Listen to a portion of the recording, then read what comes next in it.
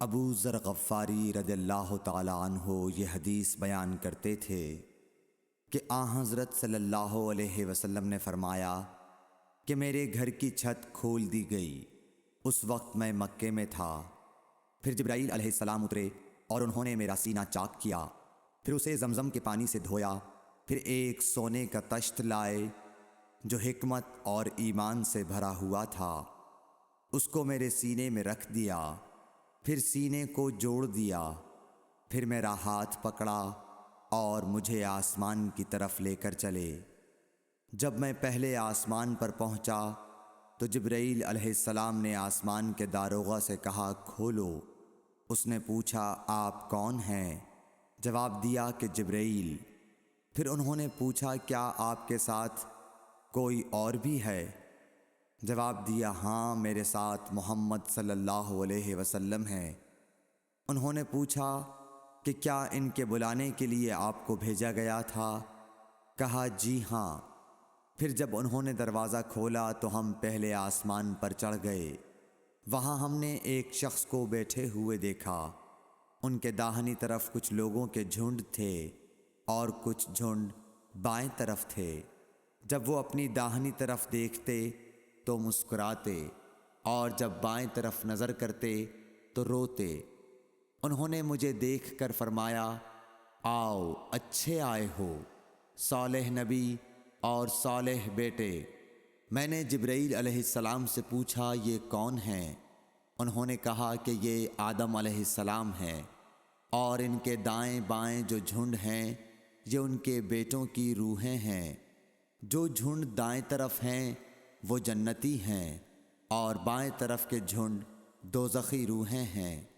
اس لیے جب وہ اپنے دائیں طرف دیکھتے ہیں تو خوشی سے مسکراتے ہیں، اور جب بائیں طرف دیکھتے ہیں تو رنج سے روتے ہیں۔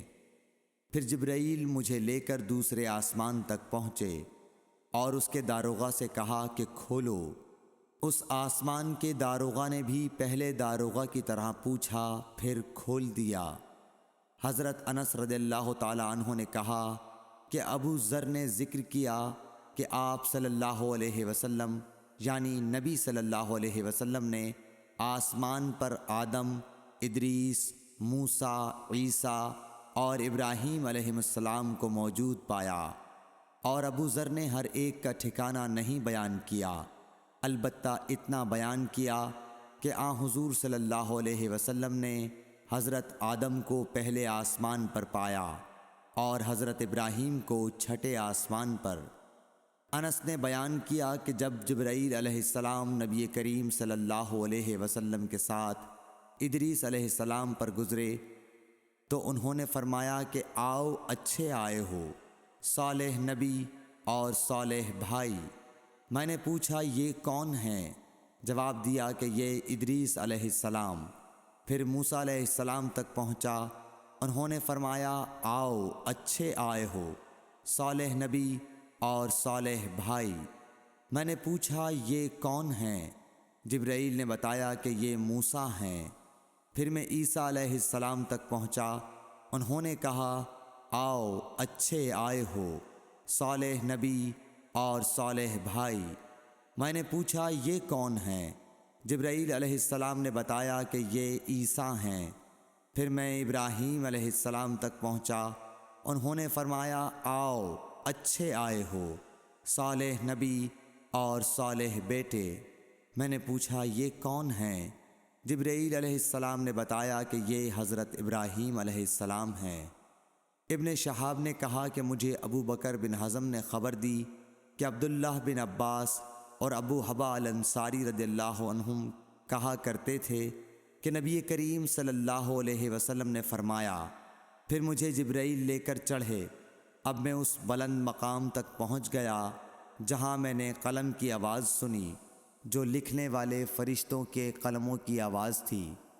ابن حزم نے اپنے شیخ سے اور انس بن مالک نے ابو ذر سے نقل کیا کہ نبی کریم صلی اللہ علیہ وسلم نے فرمایا، پس اللہ تعالیٰ نے میری امت پر 50 وقت کی نمازیں فرض کیں۔